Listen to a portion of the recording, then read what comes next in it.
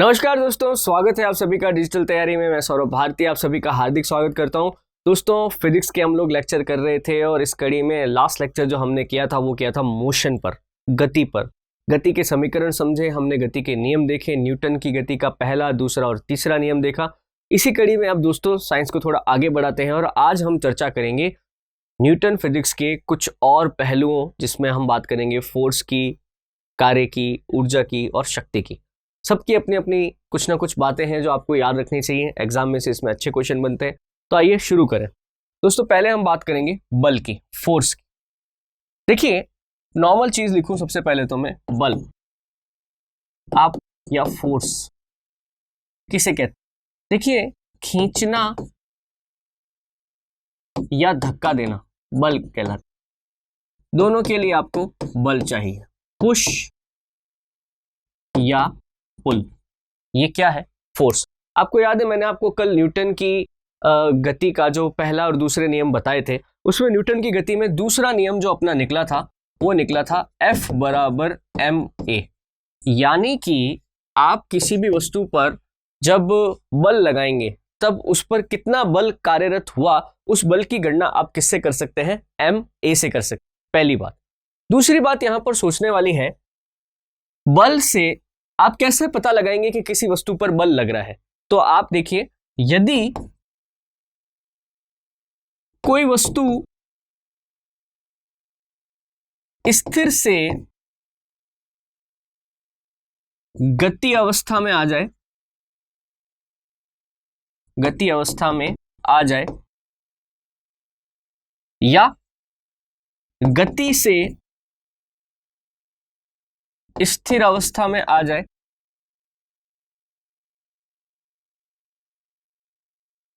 या गतिमान वस्तु की दिशा में परिवर्तन हो जाए, दिशा में परिवर्तन हो जाए। अगर ये तीन चीजें दोस्तों कहीं पर भी हो रही हैं तो आप समझ जाना कि उस जगह पर बल कार्य कर रहा है। इसको उल्टा भी कह सकते हैं, अगर आपको ये तीन काम करने हैं तो आपको बल की आवश्यकता होगी। पहला काम क्या है? कोई वस्तु स्थिर अवस्था में है, उसका चलना शुरू हो जाए, वो वस्तु अपनी जगह को छोड़ के आगे जाने लग जाए।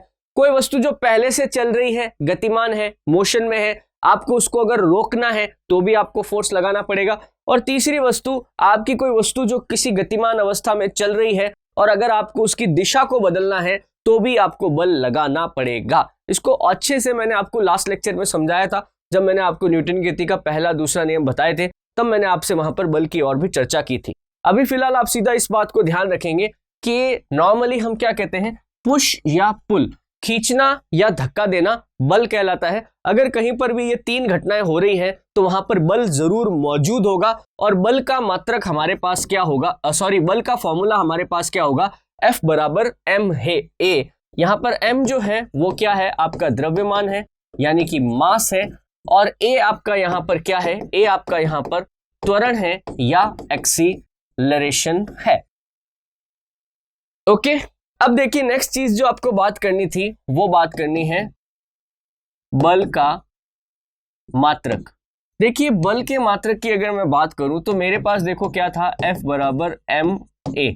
अब m क्या है? m मास है, मास का मात्रक क्या है? द्रव्यमान का मात्रक क्या है? किलोग्राम, है ना।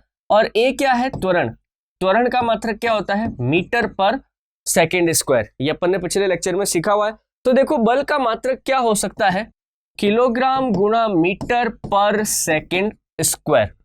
ओके, या तो ये आप कह सकते हैं, परंतु क्या किलोग्राम इंटू मीटर बटा सेकेंड स्क्वायर कहना ही अपने आप में बड़ा वो हो जाता है, क्योंकि बड़ा मात्रक है ना। तो इसके लिए हमने क्या किया कि वो व्यक्ति जिसने हमें इस चीजों को समझने के लिए सबसे ज्यादा योगदान दिया, सर आइजैक न्यूटन, उन्हीं को ऑनर करने के लिए, उनको सम्मानित करने के लिए हम बल का मात्रक क्या लिखते हैं? न्यूटन। हालांकि इस न्यूटन का मतलब होता है किलोग्राम गुणा मीटर बटा सेकेंड स्क्वायर। तो कभी भी आपसे पूछ लिया जाए बल का SI मात्रक कौन सा है, तो आप कहेंगे न्यूटन। बल का SI मात्रक कौन सा है, तो आपके मुंह से हमेशा क्या निकलेगा? न्यूटन। देखो बल का एक सीजीएस मात्रक भी है, सीजीएस याद है ना, सीजीएस याद है आपको, सेंटीमीटर ग्राम सेकंड, है ना। तो वहां पर भी तो लंबाई को सेंटीमीटर से, मास को किलोग्राम से अपन नाप रहे थे। तो सीजीएस में भी जो बल का मात्रक है वो कई बार पूछ लेते हैं, तो उसको भी याद रखो। सीजीएस में जो बल का मात्रक है वो क्या है, डाइन है। यहां पर आप देखो 1 न्यूटन बराबर जो होता है वो 10 की घात 5 डाइन होता है। 1 न्यूटन बराबर 10 की घात 5 डाइन होता है, ठीक है। तो ये इनके बीच में रिलेशन है। कई बार पूछ लेते हैं आपसे कि भाई बल का, जनरली तो देखो आपको ऐसा ही मात्रक ही पूछेंगे जो स्टैंडर्ड है ना, कौन सा, न्यूटन। पर हो सकता है कि कभी कभी आपको क्या पूछ ले, बल का सीजीएस मात्रक, जिसको आप क्या कह सकते हैं, डाइन कह सकते हैं। और डाइन में और न्यूटन में क्या रिलेशन है, 1 न्यूटन बराबर 10 की घात 5 डाइन होता है। तो दोस्तों ये है आपका बल, है ना। बल से संबंधित क्या क्या सवाल याद रखोगे, फॉर्मूला याद रखोगे, F बराबर m है। बल से क्या क्या हो सकता है, 3 चीजें हो सकती है। कोई स्थिर वस्तु गति में आ सकती है, गतिमान वस्तु स्थिर हो सकती है, और चलती हुई किसी वस्तु या गतिमान वस्तु की दिशा में परिवर्तन आ सकता है। बल का मात्रक, ऐसा ही मात्रक आप कहेंगे हमेशा क्या, न्यूटन। इन केस अगर उसने आपसे सीजीएस मात्रक पूछ लिया है तो आप बोलेंगे क्या, डाइन। और 1 न्यूटन बराबर कितना होता है, 10 की घात 5 डाइन होता है। क्लियर, ठीक है। आगे देखो, मैंने आपको कल एक चीज बताई थी जिसमें मैंने आपसे कहा था कि जो गति है उसमें कई प्रकार की गति हो सकती है, जैसे लीनियर मोशन हो सकता है ना, जिगजैग मोशन हो सकता है, इलिप्टिकल हो सकता है, बहुत सारी गति बताई थी। उसमें मैंने आपको एक गति का जिक्र किया था, उसका नाम मैंने लिखा था वृत्ताकार गति। वृत्ताकार गति, जिसको मैंने कहा था सर्कुलर मोशन। क्या कहा था, सर्कुलर मोशन। ये थोड़ा सा अपन को पढ़ के जाना पड़ेगा, ये क्या होती है। देखो अगर कोई एक सेंटर है, फिक्स सेंटर है, और इस फिक्स सेंटर के चारों तरफ एक ही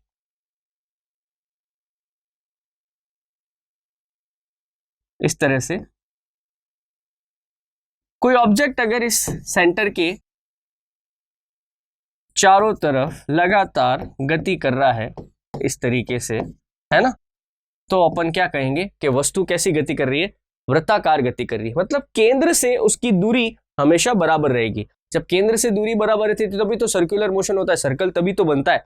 अब आपने एक बात नोट करी कि जब कभी भी मैं एक सर्कल में चक्कर लगा रहा हूं ना, तो मेरी कोई डायरेक्शन नहीं है। जब कभी भी आप एक सर्कल में चक्कर लगाते हैं, एक वृत्त में चक्कर लगाते हैं, तो आपकी कोई दिशा नहीं होती है। एक्चुअली वृत्त के प्रत्येक बिंदु पर आपकी दिशा बदलती रहती है। क्या होता है, आपकी दिशा बदलती है, हर पॉइंट पे आपकी दिशा बदलती है। बात समझ रहे हैं, आपकी कोई फिक्स दिशा हो ही नहीं सकती। अगर आप सर्कल में भाग रहे हो और आपसे कोई पूछे आप किस दिशा में भाग रहे हो, भाई मैं किसी दिशा में नहीं भाग रहा हूं, मैं ईच एंड एवरी पॉइंट पे मैं अपनी दिशा को बदलता हूं। बात समझ रहे। और अभी आपको मैंने एक चीज बताई थी, आपको याद है, ये वाली, मैंने कहा था किसी वस्तु जो कि गतिमान अवस्था में है और अगर उसकी दिशा बार बार बदल रही है, इसका मतलब है कि उसके ऊपर बल काम कर रहा है। बल के बिना चलती हुई वस्तु अपनी दिशा नहीं बदल सकती। तो दोस्तों यहां पर सीधी सी बात है कि जब आप कह रहे हैं कि वृत्त के प्रत्येक बिंदु पर कोई वस्तु जो है अपनी दिशा बदल रही है, इसका मतलब है कि वृत्त के प्रत्येक बिंदु पर इस गतिमान वस्तु पर कोई ना कोई बल जरूर लग रहा होगा। जब भी कोई ऑब्जेक्ट एक सर्कल के अंदर लगातार मूव कर रहा है तो at each and every point it will experience a force, है ना। अब देखो थोड़ा सा इसको एनालिसिस करते हैं। देखो जब कभी भी कोई ऑब्जेक्ट इस तरह से सर्कल में चारों तरफ रोटेट कर रहा है तो हमेशा उस ऑब्जेक्ट को लगता है कि मुझे टुवर्ड्स द सेंटर पुल किया जा रहा है, मुझे केंद्र की तरफ खींचा जा रहा है। बात समझ रहे। जब कभी भी आपको केंद्र की तरफ खींचा जाता है सर्कुलर मोशन में, तब आप पर एक बल काम करता है, क्योंकि अभी मैंने कहा था खींचना या धक्का देना क्या है, बल है। और मैं क्या कह रहा हूं, आपको केंद्र की तरफ खींचा जा रहा है, पुल किया जा रहा है, तो बल ही लगेगा। इस बल को कहते हैं अपन अभिकेंद्रीय बल, जिसको इंग्लिश में अपन बोलते हैं सेंट्रीपिटल फोर्स। समझे। अभिकेंद्रीय बल क्या है, वह बल जो किसी भी वस्तु को केंद्र की तरफ खींचता है, अभिकेंद्रीय बल कहलाता है। The force which tries to pull the object towards the centre is known as centripetal force. Clear है। ऑब्वियस सी बात है कि जब भी किसी वस्तु के ऊपर बल लगेगा, है ना, तो उसके वेलोसिटी में भी चेंजेस आएंगे, है ना। और चेंज ऑफ वेलोसिटी क्या होता है, एक्सीलरेशन। वापस बोलता हूं, जब भी आप जैसे एक फुटबॉल लुढ़क रही थी, है ना, आप आए, आपने फुटबॉल को किक मार दी, किक मारोगे तो उसका वेलोसिटी चेंज होगा ना। अभी मान लो 5-7 मीटर पर सेकंड से वो लुढ़क रही थी, किक मारते क्या होगा, वो 50 मीटर प्रति सेकंड की रफ्तार से बाहर जाएगी।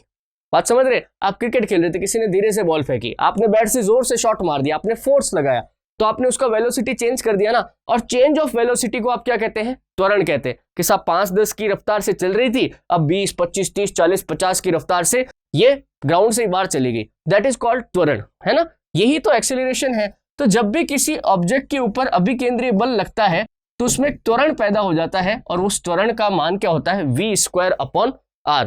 जब कभी भी कोई ऑब्जेक्ट जो सर्कल के अंदर मूव कर रहा है उस पर फोर्स काम करता है, कौन सा? सेंट्रीपिटल फोर्स काम करता है, तो उसके अंदर एक त्वरण उत्पन्न हो जाता है, जिसको अपन किससे डिनोट करते हैं? v²/r से डिनोट करते हैं। अब देखो अपना F वाला फॉर्मूला लाओ। F वाला फॉर्मूला क्या था? फोर्स का फॉर्मूला क्या था? F बराबर ma। a किसके बराबर है? यहां पर a तो v²/r के बराबर है, तो a की जगह मैं v²/r लिख दूं? हाँ लिख दो। तो फॉर्मूला क्या बन गया? F बराबर mv²/r। तो अगर कोई भी वस्तु सर्कल के अंदर रोटेट कर रही है और आपसे पूछ लिया कि इस ऑब्जेक्ट के ऊपर कितना सेंट्रीपिटल फोर्स लग रहा है, कितना अभिकेंद्रीय बल लग रहा है, तो आप कैसे कैलकुलेट करेंगे? mv²/r से कैलकुलेट करेंगे। क्लियर है? अब आपको डायरेक्टली कैलकुलेट करने के लिए तो नहीं बोलेंगे, बट वो आपसे कई सारे सवाल इसमें पूछ सकते हैं। जैसे मैं एक उदाहरण देता हूं आपको।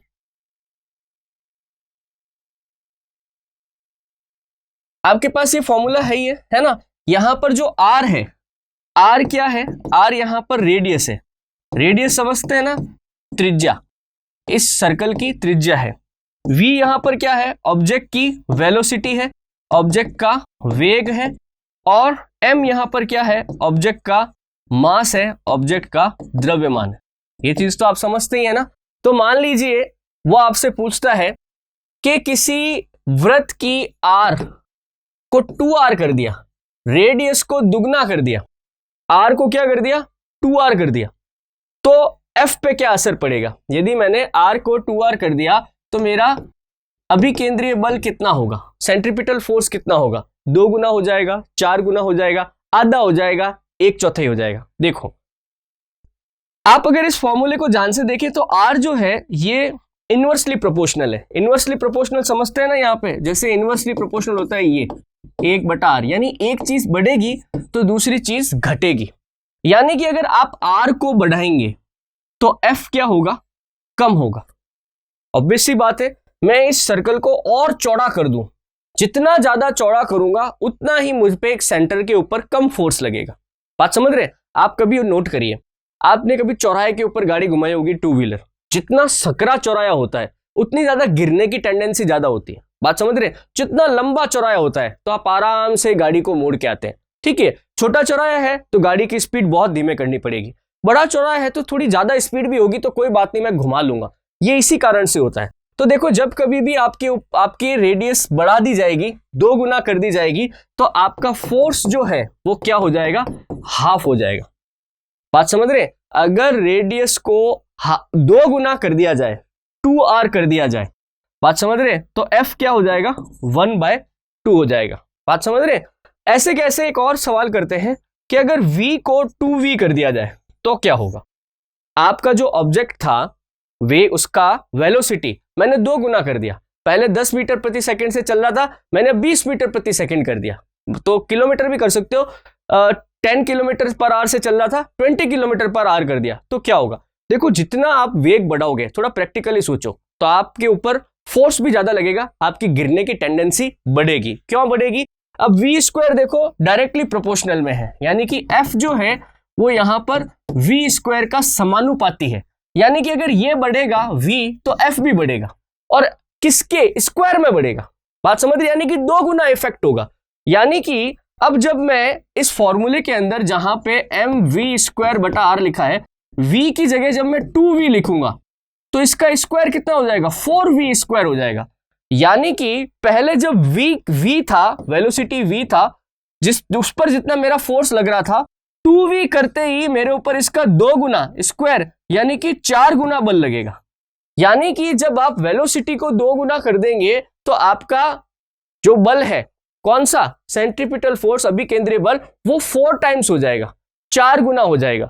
तो सिंपल सा लॉजिक याद रखो आप कि जब कभी भी रेडियस को आप बढ़ाएंगे तो फोर्स कम होगा, वेलोसिटी को आप बढ़ाएंगे तो उसके दुगने में या उसके स्क्वायर के अंदर जो है वो फोर्स बढ़ेगा। अगर मैं यहाँ पे 3v कर देता तो 3 तिया 9 गुना फोर्स आपके ऊपर बढ़ जाता। अगर मैं यहाँ पे 4 कर देता तो 4 चौक 16 गुना आपके ऊपर फोर्स बढ़ जाता। तो स्क्वायर करना हमेशा, 2 से गुना मत करना, बात समझ रहे हो, क्योंकि यहां पर v क्या है, स्क्वायर है। ठीक है, तो आपको अभिकेंद्रीय बल समझ में आया। इसके कई सारे एग्जाम्पल हो सकते हैं, जैसे कि आप दूध से क्रीम को अलग नहीं, वो गाड़ी को जब घुमाते हैं ना, जैसे वो मौत के कुएं वाला खेल, एग्जैक्टली वो बताना चाह रहा था, मौत के कुएं का खेल है ना, वो सर्कस के अंदर वो लगाते रहते हैं, वो चक्कर लगाते हैं मौत के कुएं में, वो अभिकेंद्रीय बल का बहुत बढ़िया उदाहरण है। बात समझ रहे हैं, बहुत शानदार उदाहरण है वो। ठीक है, तो उसको ध्यान रखना। अभिकेंद्रीय बल कहां की तरफ लग रहा है, टुवर्ड्स द सेंटर लग रहा है। न्यूटन की गति का तीसरा नियम याद रखो कि अगर आपको किसी ने अंदर की तरफ खींचा है तो न्यूटन की गति का तीसरा नियम क्या कहता है, इक्वल एंड अपोजिट रिएक्शन। यानी कि कोई आपको बाहर की तरफ भी धक्का देगा, अगर किसी ने अंदर खींचा है तो अपोजिट रिएक्शन होगी ना। अपोजिट रिएक्शन क्या है, बाहर की तरफ धक्का देना। तो देखिए, जब भी आप सर्कल में घूम रहे हैं और आपके ऊपर अगर अभिकेंद्रीय बल लग रहा है तो आपके ऊपर अपकेंद्रीय बल भी लगेगा। आपके ऊपर क्या, अपकेंद्रीय बल, जिसको अपन क्या बोलते हैं, सेंट्रीफ्यूगल फोर्स। ये कब लगता है, ये लगता है केंद्र से बाहर की ओर लगता है, यानी कि अवे फ्रॉम द सेंटर। जबकि अब सेंट्रीपिटल फोर्स कहां लग रहा था, टुवर्ड्स द सेंटर, ये कहां लग रहा है, अवे द सेंटर, सेंटर से बाहर की तरफ। इसका बढ़िया उदाहरण देता हूं, कार वार में, बस में आप बहुत गए होंगे है ना, तो आप देखो कार या बस जब कभी भी टर्न लेती है ना, बहुत तेज स्पीड में है और अचानक से टर्न ले ले, आपने कभी बात नोट करी है, वो जिस तरफ टर्न लेती है उसके अपोजिट डायरेक्शन में हमको झटका लगता है ना। मान लीजिए बस में ज्यादा होता है, बस जिस मान लीजिए एकदम लेफ्ट टर्न लिया बस ने तो हमें राइट की तरफ झटका लगता है, ये है अपकेंद्रीय बल। आपने कभी दूध से मक्खन निकालने की प्रक्रिया को देखा होगा, वो बीच में बिलौना चलाते हैं है ना, तो मक्खन क्या होता है, साइडों में जाके इकट्ठा हो जाता है, साइडों में है ना। आपने कभी वॉशिंग मशीन का ड्रायर चलाया होगा, वॉशिंग मशीन के ड्रायर में देखिए जोर जोर से घूमता है और सारा के सारा पानी जो है वो साइडों के अंदर जाके टकराता है और कपड़े से बाहर निकल जाता है। तो ये सारे उदाहरण किसके लिए हैं, अपकेंद्रीय बल के लिए हैं। तो देखो, एक तो था अभिकेंद्रीय बल, एक कौन सा था, अपकेंद्रीय बल। ये दोनों ही किस में काम आएंगे, वृत्ताकार गति में काम आएंगे। F बराबर mv² वाला फॉर्मूला जरूर याद रखना। इसमें ये पक्का सवाल बनता है कि यदि r को बढ़ाऊं या घटाऊं या v को बढ़ाऊं या घटाऊं तो क्या होगा। r जब भी चेंज होगा तो उसका अपोजिट रिएक्शन f के ऊपर होगा। इसको बढ़ाएंगे तो ये घटेगा, इसको घटाएंगे तो ये बढ़ेगा। v जैसा चेंजेस आ रहा है वैसा ही चेंज होगा, बट स्क्वायर में चेंज होगा। बात समझ रहे हैं, v बढ़ेगा तो f भी बढ़ेगा, परंतु स्क्वायर के मामले में बढ़ेगा, मल्टीप्लाई बाय स्क्वायर होगा।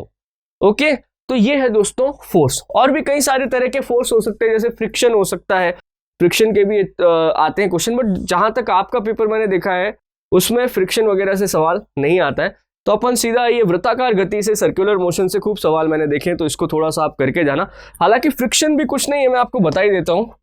घर्षण बल,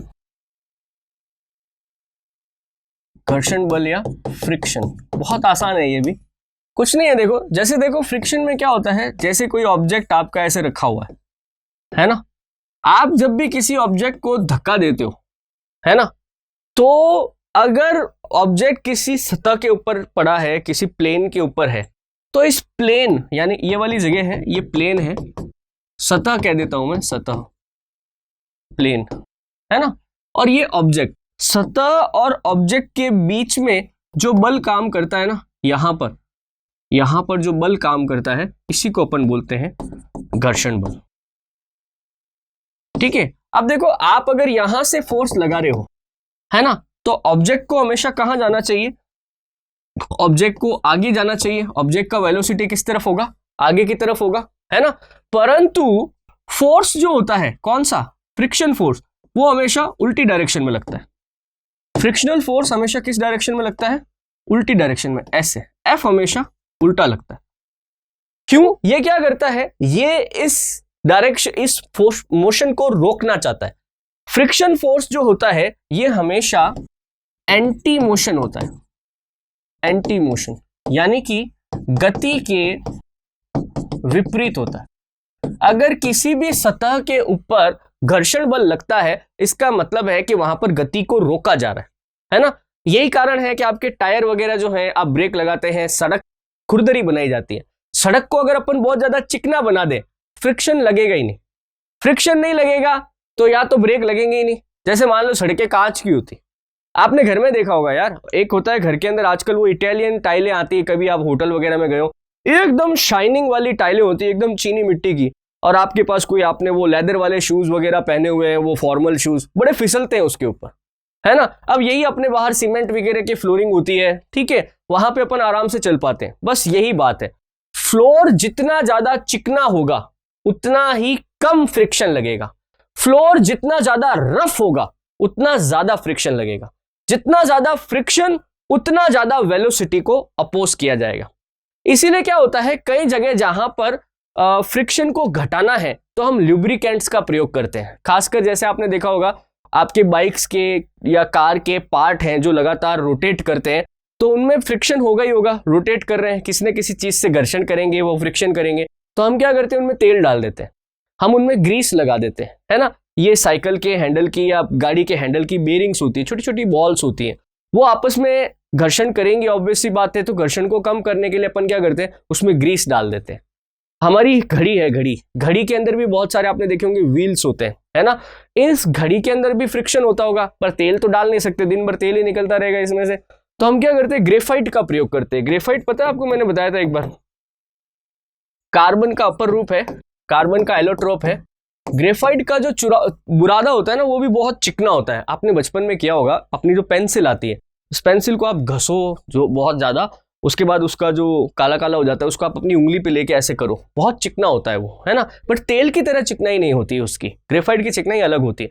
उसको यहाँ पे एज ए लुब्रिकेंट प्रयोग किया जाता है। तो जहां कहीं पर भी इन लुब्रिकेंट्स का प्रयोग किया जाता है, वो सभी क्यों किया जा रहा है, वो घर्षण बल को कम करने के लिए किया जा रहा है। बात समझ रहे हैं। अब देखो, घर्षण बल का भी एक फॉर्मूला है, वो फॉर्मूला मैं डायरेक्ट लिख देता हूं, F बराबर म्यू एम जी। घर्षण बल का फॉर्मूला क्या है, F बराबर म्यू एम जी, ठीक है।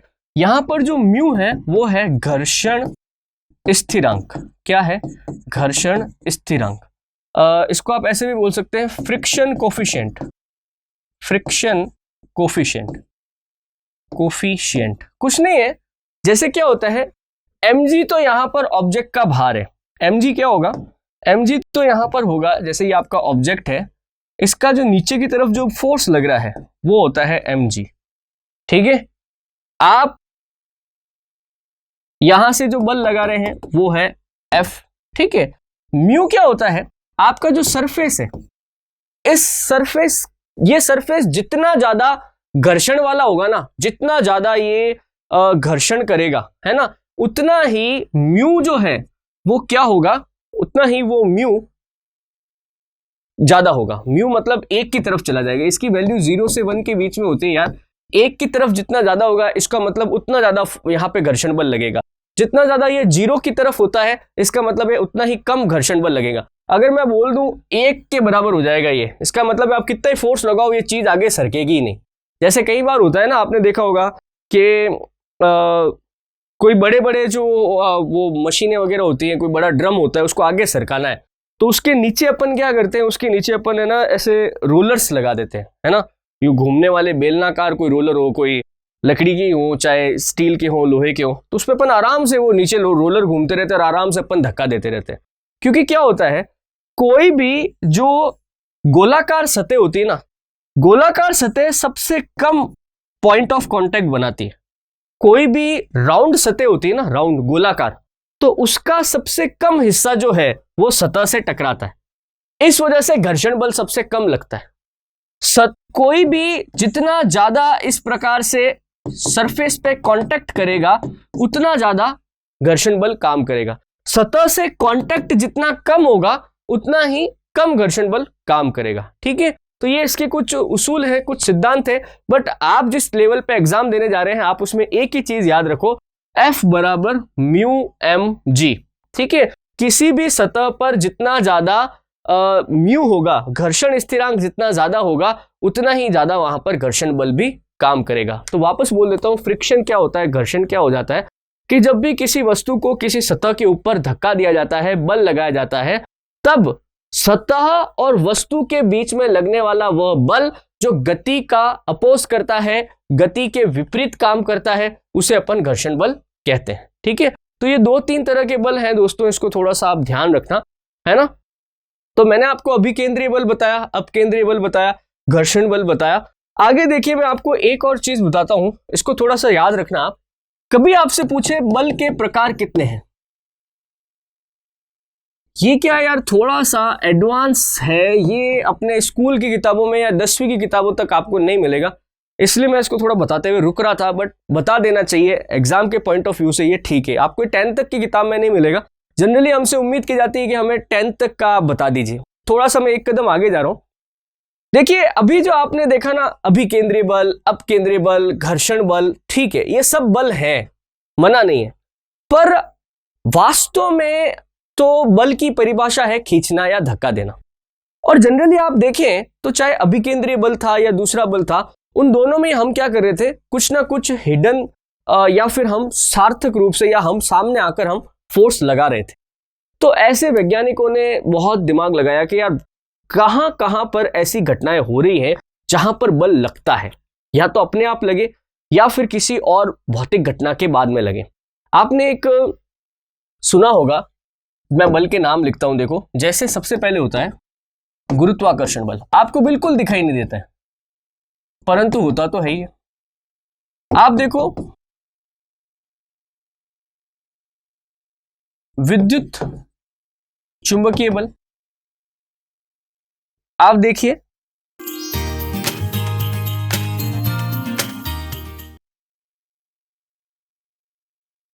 आणविक बल, और एक होता है वीक फोर्स, कमजोर बल।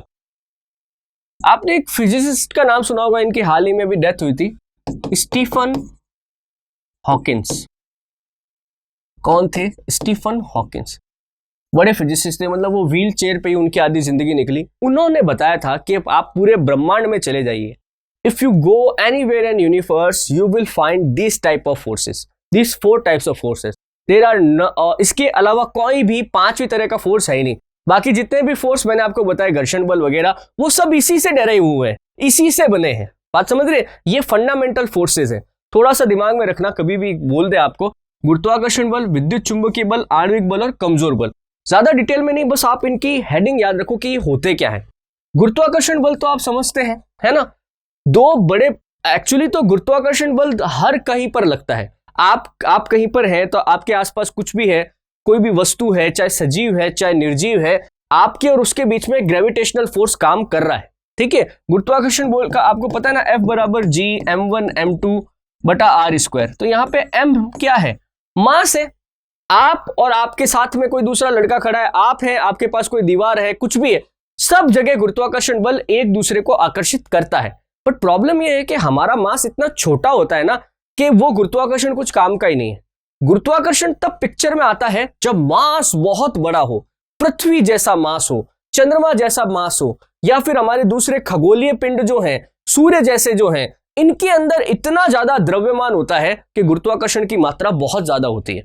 तो ब्रह्मांड में प्रत्येक वस्तु दूसरी वस्तु को अपनी ओर आकर्षित करने का गुण रखती है।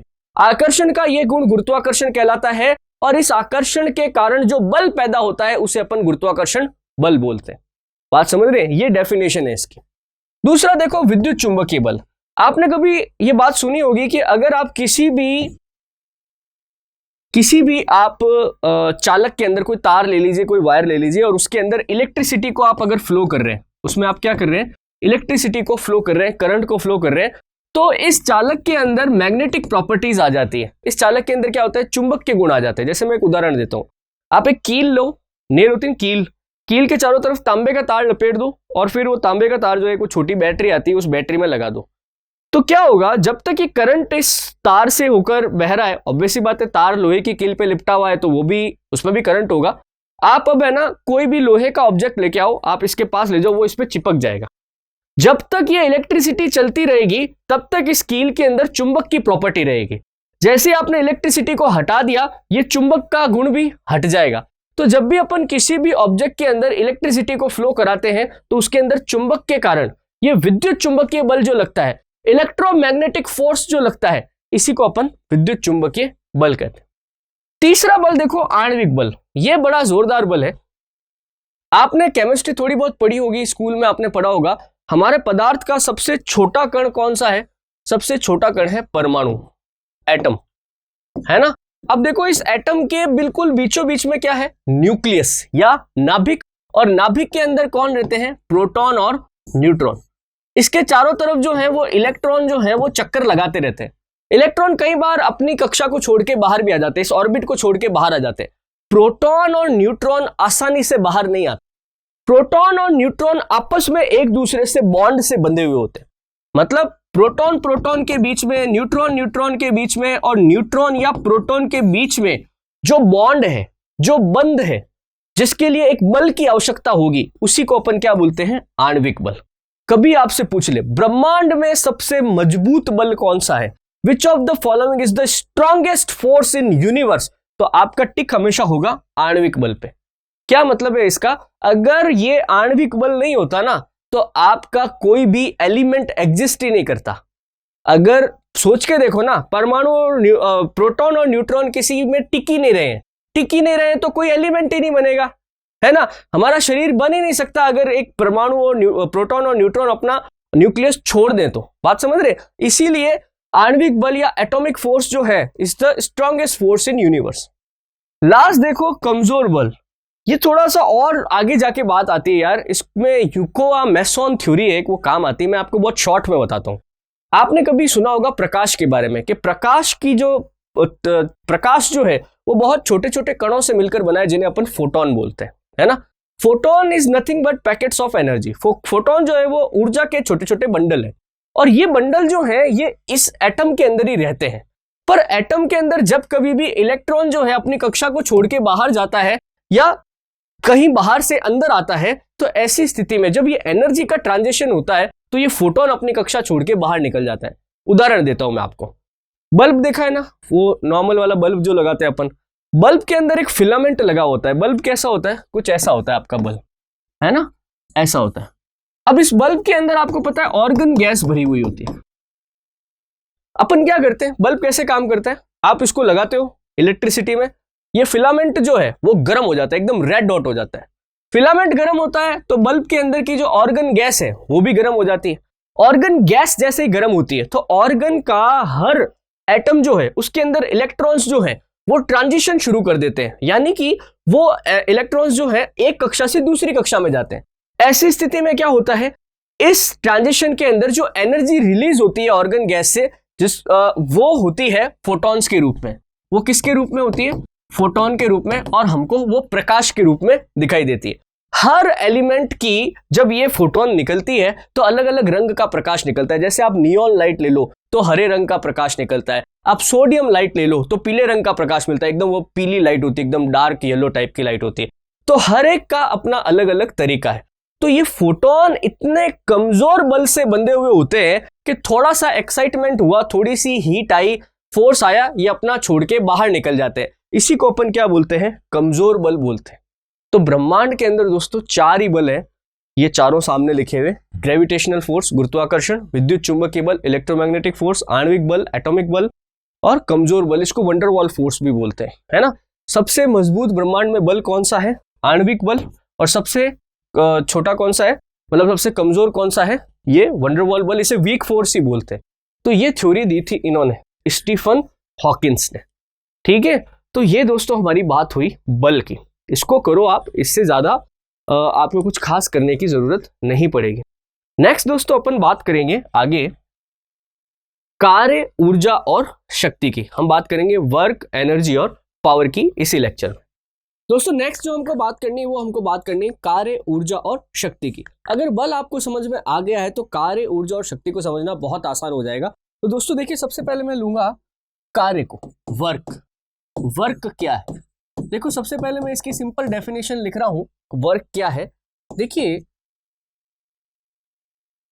किसी वस्तु पर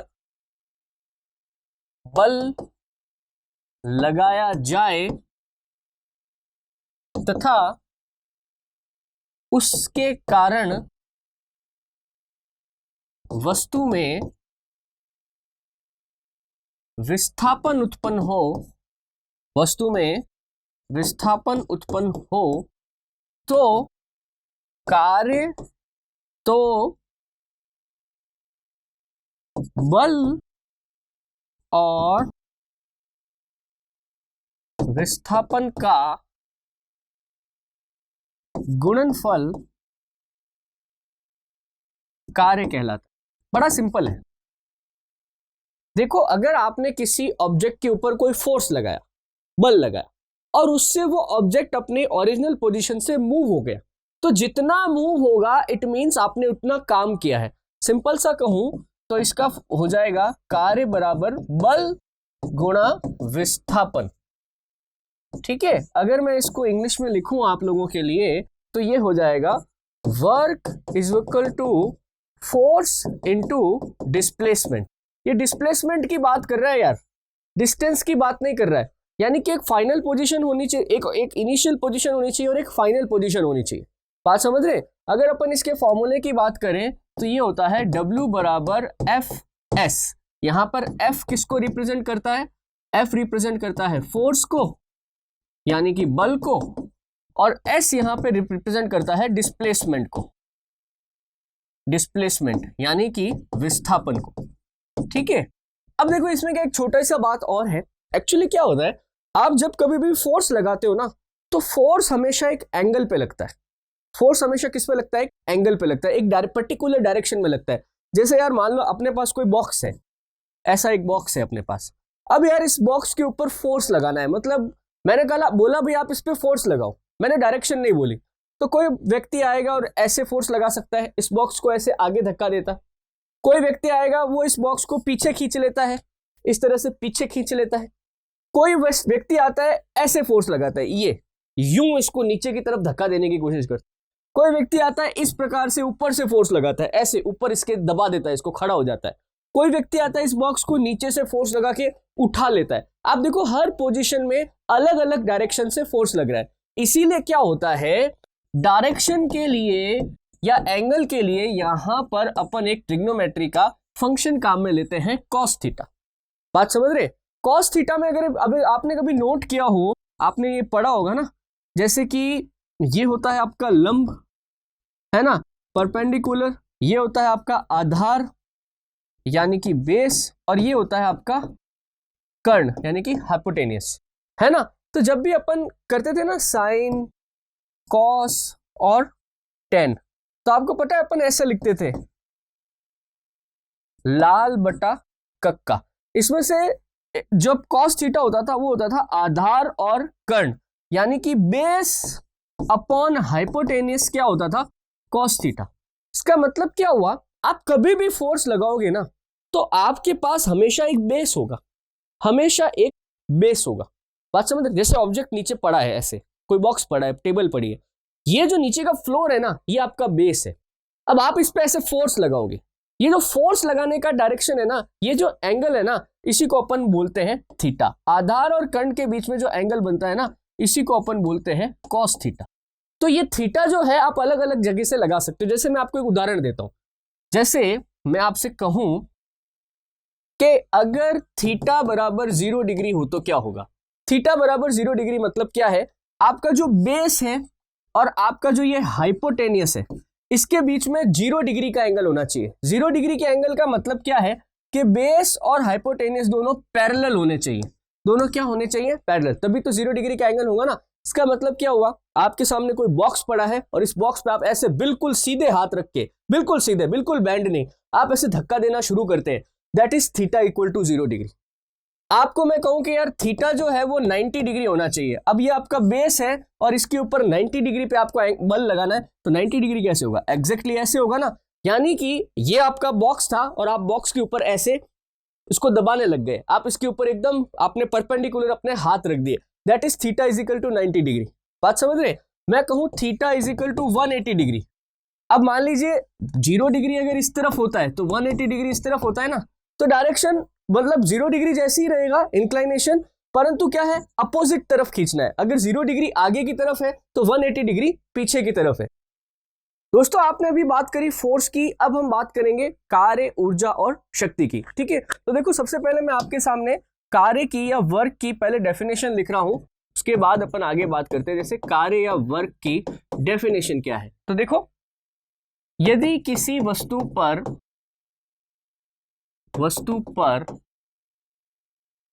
बल लगाने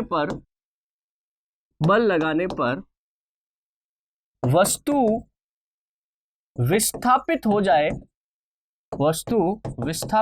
जाए तो बल और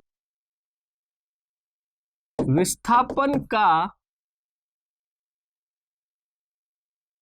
गुणनफल कार्य कहलाता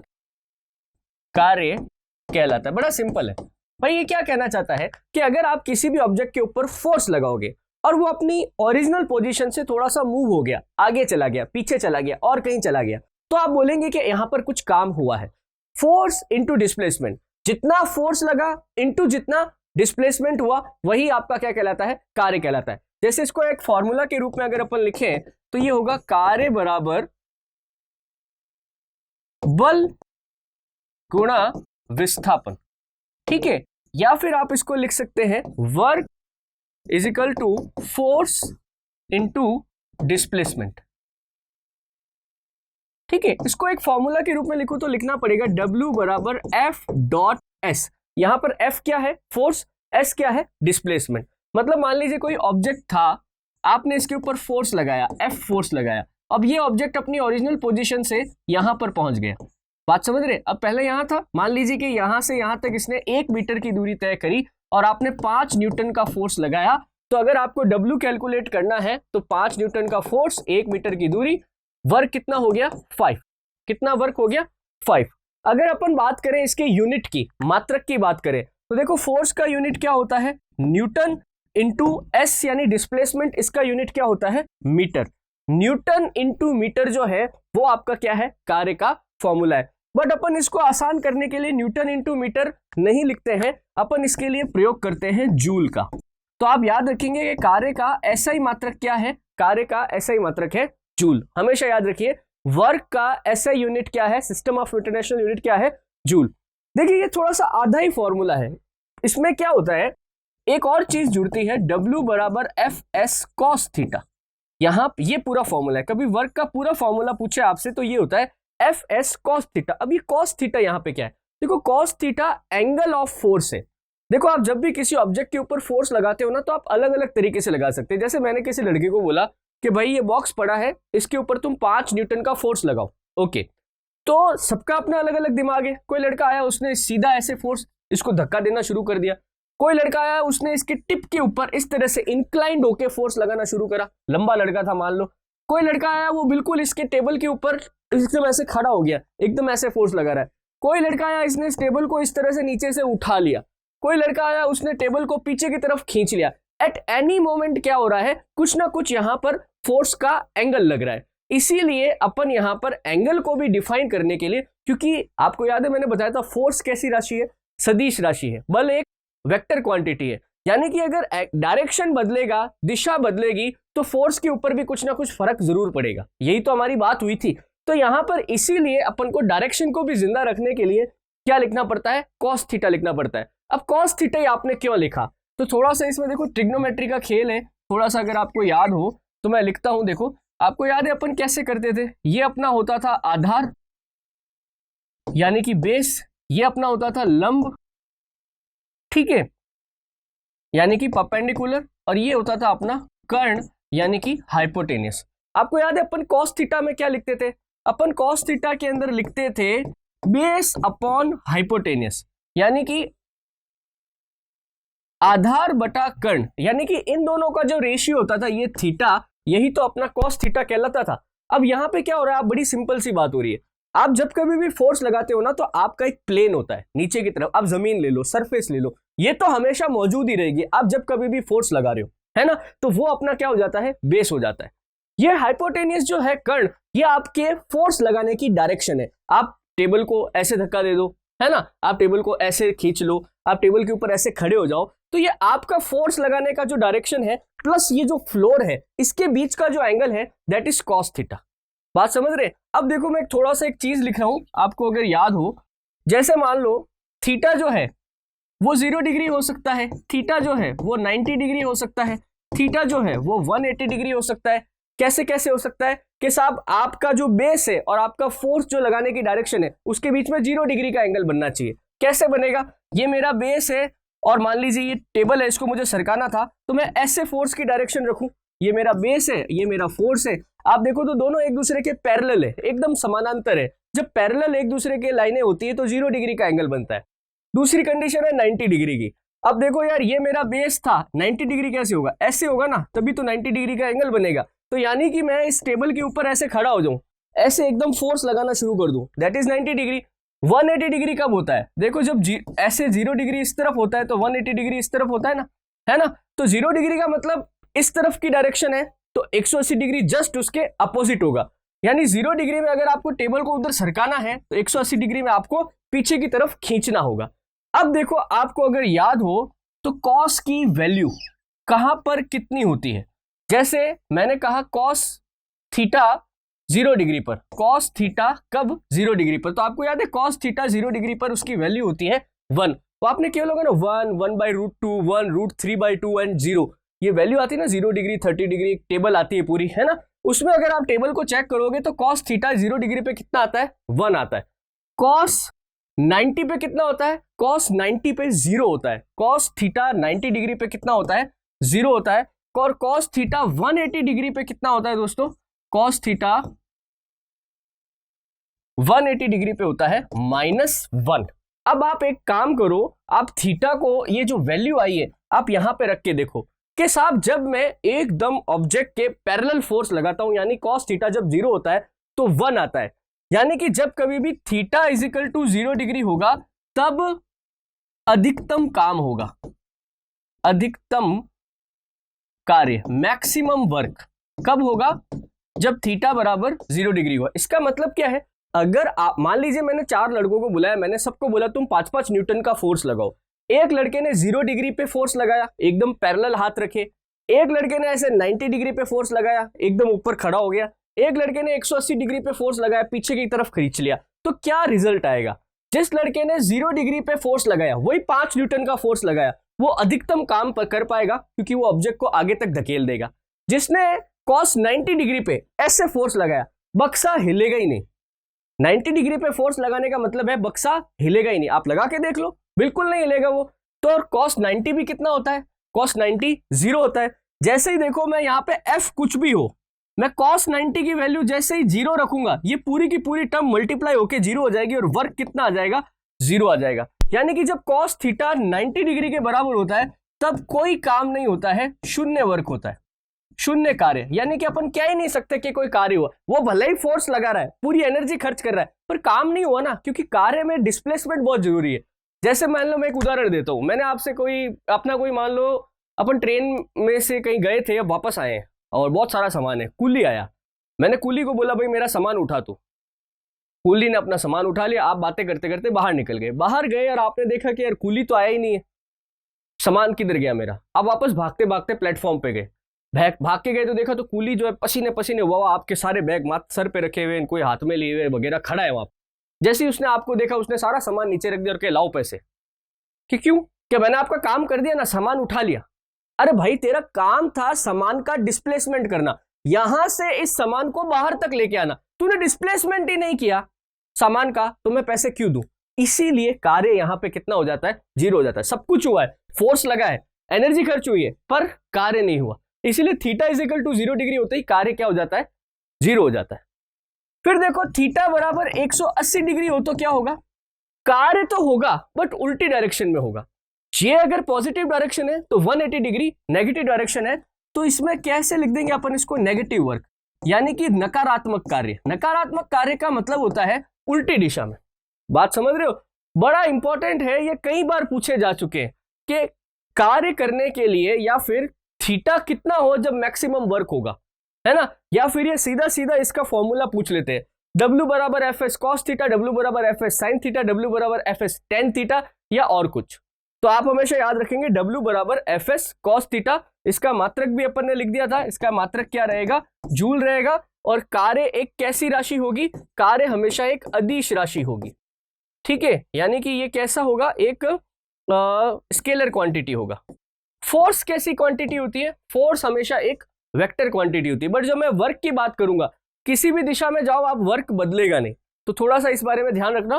फोर्स नो डाउट एक वेक्टर क्वांटिटी है, डिस्प्लेसमेंट नो डाउट एक वेक्टर क्वांटिटी है, परंतु कार्य जो है ये एक सदिश राशि नहीं है, एक अदिश राशि, हमेशा याद रखिएगा, ठीक है। फिर देखो नेक्स्ट बात अपन करते हैं। अब यार एक चीज है, अभी आपको मैंने वो कुली वाला उदाहरण दिया है ना, कि उसने आपका सामान उठा के वो सर पे रख के बैठ गया। यार सच्ची बात क्या है कि उसने काम तो किया ना, उसने आपका सामान उठाया, एनर्जी भी लगाई, खर्च भी करी, पर आपने उसको काम के पैसे ही नहीं दिए। तो ये क्या चीज है ना। अब आप ऐसा भी कह सकते हैं कि चलो उसने एक्स डायरेक्शन में आपके सामान का डिस्प्लेसमेंट नहीं किया, वाई डायरेक्शन में तो किया। उसने आपको हॉरिजॉन्टली डिस्प्लेसमेंट नहीं किया, वर्टिकल डिस्प्लेसमेंट तो कर दिया। तो क्या किया जाए, तो भी काम तो नहीं हुआ। तो साहब इसने जो फोर्स लगाया उसका क्या हुआ, तो देखो उसने जो फोर्स लगाया ना वो कन्वर्ट हो गया एनर्जी में। किसमें, ऊर्जा में, एनर्जी में। जहां पर अपन ये एक्सप्लेनेशन नहीं दे पाते कि वर्क के अंदर ये जो जीरो वर्क हुआ है, इसमें फोर्स लगा, ये कहां गया, वो चला गया एनर्जी में। देखो क्या होता है, यहां पे एक शब्द आता है कार्य ऊर्जा प्रमेय, वर्क एनर्जी थ्योरम। इसको क्या बोलते हैं, वर्क एनर्जी थ्योरम। इसका मतलब क्या है, कार्य और ऊर्जा एक दूसरे के पूरक है, एक दूसरे के पूरक है। अर्थात कार्य करने के लिए ऊर्जा की आवश्यकता होगी, ऊर्जा की आवश्यकता होगी, और जहां कार्य संपन्न हुआ है, कार्य संपन्न हुआ है, वहां ऊर्जा जरूर खर्च होगी। मतलब जब आप कोई कार्य कर रहे हो तो एनर्जी जरूर लगेगी वहां पे, और कहीं पर आपने एनर्जी लगाई है तो कोई ना कोई काम जरूर होगा। आपको वो दिखे चाहे नहीं दिखे, वो डेफिनेशन में फिट हो चाहे नहीं हो, बट वहां पे जरूर होगा। That is work energy theorem. बात समझ रहे। इसीलिए क्या होता है, ऊर्जा का मात्रक भी, ऊर्जा का मात्रक भी क्या होता है, जूल होता है। ऊर्जा का मात्रक भी क्या होता है, जूल होता है। कार्य और ऊर्जा एक ही बात है, बस उसको कहने का तरीका अलग अलग है। वर्क का मतलब है फोर्स लगाया, कुछ डिस्प्लेसमेंट हुआ, बात समझ रहे। और ऊर्जा का मतलब है क्योंकि आपने वर्क किया इसलिए ऊर्जा खर्च हुई। बिना ऊर्जा खर्च करे, बिना एनर्जी को आप वहां पे एक्सपेंड करे, आप कोई काम नहीं कर सकते, ठीक है। इसी के आधार पर अगर अपन चले तो बात आती है ऊर्जा के प्रकार की। देखो आप वैसे तो विद्युत ऊर्जा, यांत्रिक ऊर्जा, पता नहीं कौन कौन सी ऊर्जा बोलते रहते हो, पर प्रकृति में ऊर्जा के दो ही रूप माने गए हैं। प्रकृति में ऊर्जा के दो ही प्रकार माने गए हैं। पहला है स्थितिज ऊर्जा, पहला क्या है, स्थितिज ऊर्जा, और दूसरा क्या है, गतिज ऊर्जा। दूसरा क्या है, गतिज ऊर्जा। स्थितिज ऊर्जा का मतलब है पोटेंशियल एनर्जी, और गतिज ऊर्जा का मतलब है काइनेटिक एनर्जी। देखो वैसे मैं आपको अभी मैंने जो वर्क एनर्जी थ्योरम बताई ना, मैं आपको प्रूफ करके भी बता सकता हूं कि work and energy are two sides of one coin. मतलब एक जैसी, एक ही प्रकृति की दो चीजें, बस नाम अलग है। मैं आपको प्रूफ कर सकता हूं। हालांकि ये प्रूफ जो है आप अपने एग्जाम के पॉइंट ऑफ व्यू से मत लेना, सिर्फ समझने के पॉइंट ऑफ व्यू से लेना। जैसे मैं आपको सबसे पहले प्रूफ करता हूं स्थितिज ऊर्जा। Potential energy. देखो मैंने अभी आपसे कहा कि जो कार्य है वही आपकी ऊर्जा है, इसका मतलब जो वर्क का फॉर्मूला है वही एनर्जी का फॉर्मूला भी होना चाहिए ना भाई। जब कार्य ऊर्जा दोनों सेम है, जब इनके मात्रक यूनिट सेम है, तो फिर इनका फॉर्मूला भी तो एक सेम होना चाहिए था ना। जैसे मैंने कहा साहब वर्क का फॉर्मूला था F.S। एक सेकंड के लिए अपन cos थीटा को नहीं लेते, कोई बात नहीं। तो आप मुझे ये बताओ F क्या होता है? F तो किसके बराबर है? ma के बराबर है ना। तो F क्या हो गया? ma हो गया डॉट S। देखो स्थितिज ऊर्जा किसी भी ऑब्जेक्ट में क्या होती है, पहले तो इसकी बात करो। स्थितिज ऊर्जा क्या होती है? देखो किसी भी वस्तु में उसकी स्थिति या आकार में परिवर्तन के कारण उत्पन्न हुई ऊर्जा स्थितिज ऊर्जा कहलाती। देखो मैं एक बड़ा सिंपल एक लाइन बोलता हूं, उसको थोड़ा ध्यान से सुनना। मैंने अभी आपसे कहा ना कि कहीं पर भी अगर फोर्स लग रहा है तो मतलब काम हो रहा होगा या फिर उसमें ऊर्जा जरूर होगी, दोनों एक ही बात है। मतलब एक सिंपल लाइन याद रखो, किसी भी ऑब्जेक्ट के ऊपर अगर फोर्स लग रहा है इट मींस वहां पे इटसेल्फ एनर्जी है। किसी भी ऑब्जेक्ट के ऊपर अगर फोर्स लग रहा है तो वहां एनर्जी जरूर होगी। एग्जाम्पल, ये मेरे पास ये एक मार्कर है ना। मान लीजिए ये मार्कर ऐसे मेरे हाथ में रखा हुआ है, सिर्फ ऐसे मैंने पकड़ा हुआ है। क्या इसमें कोई एनर्जी है क्या मार्कर में कोई एनर्जी है क्या? अगर आपसे कोई ये सवाल पूछ ले तो हमेशा सबसे पहले तो आप ये सोचो कि क्या मार्कर के ऊपर कोई फोर्स लग रहा है क्या। मान लो मैं इसको सस्पेंड कर देता, ऐसे लटका देता, किसी धागे से बांध के लटका देता, तो क्या उसके ऊपर कोई फोर्स लग रहा है? एनी टाइम कोई भी ऑब्जेक्ट आपके पास रखा हुआ है, दिख रहा है, कुछ भी है, सॉलिड है, लिक्विड है, गैस है, उन सब के ऊपर ग्रेविटेशनल फोर्स लग रहा है, एनी हाउ लग रहा है। बात समझ रहे? इसका मतलब क्या हुआ? फोर्स है तो एनर्जी जरूर होगी। तो यहां पे अगर आप देखो इस फॉर्मूले से कि यार मैंने ये मार्कर लटका दिया, क्या मार्कर का कोई मास है? हाँ है, मास मतलब m है। क्या इस मार्कर के ऊपर कोई एक्सीलरेशन लग रहा है क्या? यहां पे a का मतलब क्या होता है? त्वरण होता है। F बराबर ma जब लिखा था तो a क्या था? त्वरण था। क्या मार्कर ऐसे जब लटका हुआ है क्या इसके ऊपर कोई g काम करेगा? बिल्कुल करेगा, क्योंकि ये गुरुत्वाकर्षण के संपर्क में है, इसलिए जैसे ही गिरेगा इस पर g 9.8 मीटर पर सेकेंड स्क्वायर, जिसको आप g को आप क्या बोलते हो? ग्रेविटेशनल एक्सीलरेशन, गुरुत्वीय त्वरण। क्या बोलते हो आप?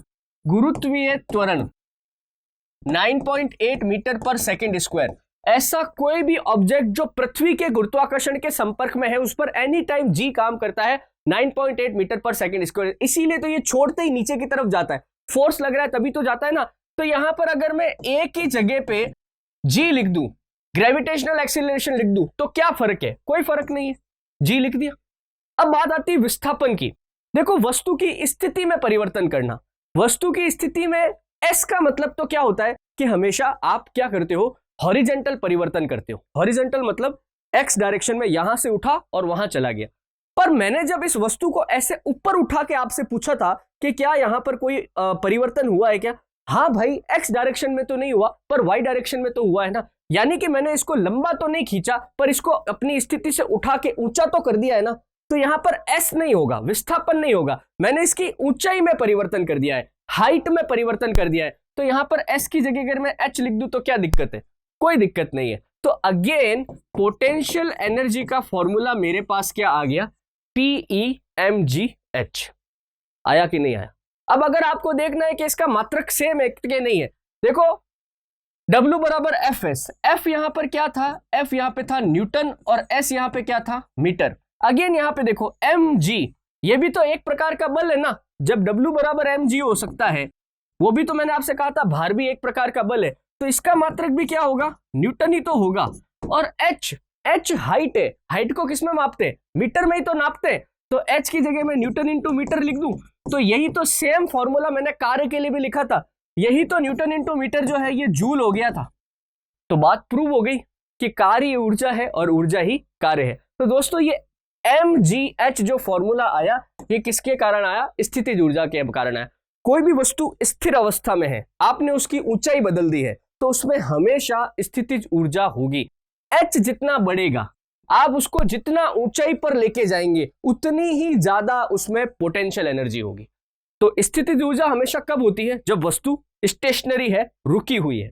परंतु क्या होगा जब मैं वस्तु को चलाना शुरू कर दूं, वस्तु में वेलोसिटी आ जाए, वेग आ जाए, तो जैसे ही वेग आएगा तो वहां पर कौन सी एनर्जी आ जाएगी? गतिज ऊर्जा आ जाएगी। कौन सी ऊर्जा आ जाएगी? गतिज ऊर्जा, जिसको अपन क्या बोलते हैं? Kinetic energy. क्या बोलते हैं अपन? Kinetic energy. इसका क्या डेफिनेशन है? वस्तु में उसके वेग के कारण उत्पन्न हुई ऊर्जा गतिज ऊर्जा कहलाती है। गतिज ऊर्जा कहलाती है। बात समझ रहे? The energy which is produced due to the motion और velocity of an object is known as kinetic energy. ठीक है, मतलब ये स्थिर वस्तु जब चलना शुरू कर देगी तब क्या होगा? तब उसमें काइनेटिक एनर्जी आ जाएगी। अब देखो यार, अभी मैंने आपको कहा था वर्क एनर्जी थ्योरम, वो कार्य ही ऊर्जा के बराबर होता है। तो एफ डब्ल्यू का फॉर्मूला क्या था? F dot S. अब याद करो, अभी मैंने आपको बताया कि एफ को मैं क्या लिख सकता हूं? एम ए लिख सकता हूं, क्यों नहीं लिख सकता? ठीक है, तो मैं यहां लिख देता हूं डब्ल्यू बराबर एम ए डॉट एस। आप है ना वो गति के समीकरण याद करो, इक्वेशन ऑफ मोशन, वहां पे मैंने लिखा था v बराबर u प्लस एटी, s बराबर ut plus half eighty square और v स्क्वायर बराबर u स्क्वायर प्लस 2as, है ना। मुझे क्या है? s की वैल्यू चाहिए। s की वैल्यू यहां से भी आ सकती है और s की वैल्यू यहां से भी आ सकती है। इसमें क्या है, ये हाफ का चक्कर आ जाता है, इसलिए अपन इसको नहीं लेते, अपन यहां से लेते हैं। यहां पे u स्क्वायर प्लस का था, इधर जाएगा किसका हो जाएगा? माइनस का। तो पीछे क्या बच जाएगा? सिर्फ 2a बच जाएगा। अब यहां से इस 2a को भी हटा दूं, यहां पे मल्टीप्लाई में, यहां पे जाएगा किसमें? बट्टे में चला जाएगा, सिर्फ क्या बच जाएगा? s बच जाएगा। तो s की वैल्यू में क्या लिख सकता हूं? w बराबर m a dot v square minus u square upon 2a। ये मैंने किसकी वैल्यू लिखी है? s की वैल्यू लिखी। बात समझ रहे? अब यार एक बात बताओ, कोई ऑब्जेक्ट रुका हुआ था, तो ऐसे खड़ा था, तो उसकी इनिशियल वेलोसिटी क्या होगी? u क्या होता है हमेशा? इनिशियल वेलोसिटी, प्रारंभिक वेग। जब वो चल ही नहीं रहा है, वो एकदम खड़ा है, तो उसमें वेग है ही नहीं, यानी कि इनिशियल वेलोसिटी उसकी कितनी हो गई? 0। तो यहां पे मैं u के लिए 0 रख सकता हूं क्या? w बराबर M A V square minus u तो खड़ा है, वो स्टेशनरी है, तो 0 रख दूं, बटा क्या हो गया? 2a। तो सिर्फ क्या बच गया मेरे पास? मेरे पास सिर्फ क्या टर्म आ गई? u तो 0 हो गया, v स्क्वायर बटा 2a टर्म आ गई। अब ये a नीचे है, इससे ये कट जाएगा, है ना। तो ये क्या आ गया? mv स्क्वायर बटा 2 आ गया। अब यहाँ पे बट्टा 2 है, इसको मैं आधा अलग कर लूं तो 1/2 mv स्क्वायर लिख दूं, तो क्या गलत है? कुछ गलत नहीं है। ये आ गया तुम्हारे पास काइनेटिक एनर्जी का फॉर्मूला, क्या? Half M V square. क्या आ गया? Half M V square. इसका भी जब तुम वो रखोगे ना, क्या चीज, मात्रक रखोगे, यूनिट रखोगे, तो अगेन वो न्यूटन इंटू मीटर आएगा, अगेन न्यूटन इंटू मीटर आएगा, ठीक है। और अगेन क्या आ जाएगा? जूल आ जाएगा। तो देखो, मैं चला था वर्क के फॉर्मूले से और पहुंच गया कहां? मैं एनर्जी के फॉर्मूले। ये इस बात को साबित करता है कि कार्य और ऊर्जा एक दूसरे के पूरक है, दोनों एक ही बात, ठीक है। तो जब आपने ये कहा कि साहब उस आदमी ने वो बस्ते को उठाया, बैग को उठाया और अपने सर पे रख लिया, तो क्या उसने कोई कार्य नहीं किया? नहीं यार, उसने कुछ कार्य तो नहीं किया, बट हाँ ये बात जरूर है, जो कार्य उसका था वो यहां पर पोटेंशियल एनर्जी में बदल गया, क्योंकि उसने उस बक्से को अपने सर पर उठा लिया। तो वहां पर कार्य कैलकुलेट नहीं होता है, वहां पर क्या है? पोटेंशियल एनर्जी कैलकुलेट हो जाती है। पोटेंशियल एनर्जी और काइनेटिक एनर्जी दोनों में एक दूसरे में चेंजेबल है। जहां पर पोटेंशियल एनर्जी 0 है, वहां पर काइनेटिक एनर्जी मैक्सिमम है। उदाहरण देता हूं मैं आपको, जैसे आप देखो कि वो बांध होते हैं ना, बड़े बड़े बांध वगैरह होते हैं, ऐसे मान लीजिए कोई बांध वगैरह है, ठीक है। अब इनमें यहां तक पानी भरा हुआ है, ठीक है। अब आपको पता है बांध से पानी गिरा के, नीचे टरबाइन पे पानी गिरा के इस टरबाइन को चलाया जाता है और विद्युत का उत्पादन किया जाता है, इलेक्ट्रिसिटी। तो इनका लॉजिक क्या होता है कि ये जो पानी है जो यहाँ पर स्टेशनरी है यानी कि यहाँ पर पोटेंशियल एनर्जी है, इस पानी को यहां से नीचे गिराओ, नीचे गिरेगा पानी और ये सीधा इस व्हील पे गिरेगा, टरबाइन पे गिरेगा, ये टरबाइन घूमेगा और टरबाइन के घूमने से विद्युत धारा का उत्पादन होगा। तो यहां पे क्या हो रहा है, एनर्जी का कन्वर्जन हो रहा है। जैसे यहां पर पोटेंशियल एनर्जी क्या है, mgh। h देखो, ये इतनी ऊंचाई पर पानी ले गए, जितनी ज्यादा ऊंचाई से पानी गिराएंगे उतनी ज्यादा पोटेंशियल एनर्जी। जब पानी यहां से नीचे गिरना शुरू करेगा तो h क्या होगा, घटेगा, लगातार h घट रहा है, नीचे घट रहा है। पर जैसे जैसे पानी नीचे आएगा v लगातार इंक्रीज होगा, वेलोसिटी लगातार पानी जब नीचे गिर रहा है बढ़ेगी, तो काइनेटिक एनर्जी बढ़ेगी ना, half m v square. v जितना बढ़ेगा उतनी ही काइनेटिक एनर्जी भी बढ़ेगी। बात समझ रहे?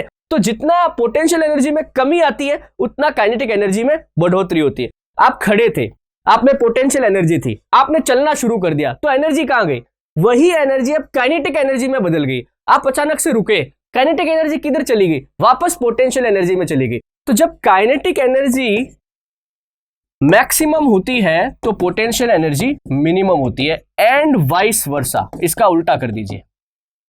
बात समझ रहे हैं? जब पोटेंशियल एनर्जी मैक्सिमम होगी तो काइनेटिक एनर्जी मिनिमम होगी। तो बड़ा अच्छा कंसेप्ट है। तो आपको आपके एग्जाम के पॉइंट ऑफ व्यू से काइनेटिक और पोटेंशियल एनर्जी का फॉर्मूला याद रखना है, इनका यूनिट याद रखना है। पोटेंशियल एनर्जी का फॉर्मूला मैंने आपको बता दिया mgh, और काइनेटिक एनर्जी का मैंने बता दिया आपको हाफ mv स्क्वायर। इसमें ज्यादातर जो एप्लीकेशन आती है वो काइनेटिक एनर्जी की आती है।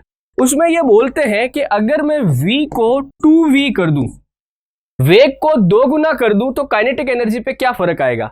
तो देखो यहाँ पे v का स्क्वायर है ना, तो जैसे ही आप 2 का स्क्वायर करोगे तो काइनेटिक एनर्जी कितनी हो जाएगी, 4 गुनी हो जाएगी।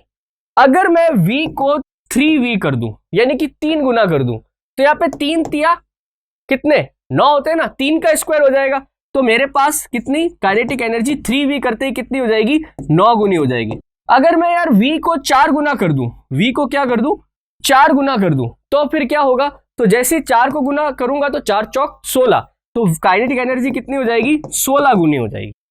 बात समझ रहे? तो यहाँ पे स्क्वायर का कंसेप्ट चलता है। अब मैं इसको काइनेटिक एनर्जी को अगर आधा कर दूं, आधा, तो आधे का स्क्वायर करोगे तो कितना आएगा, 1/4, यानी कि काइनेटिक एनर्जी वेलोसिटी को आधा करते ही कितनी हो जाएगी, 1/4 हो जाएगी। जितनी ज्यादा स्पीड उसके स्क्वायर में वेलोसिटी हमेशा बदलेगी, है ना।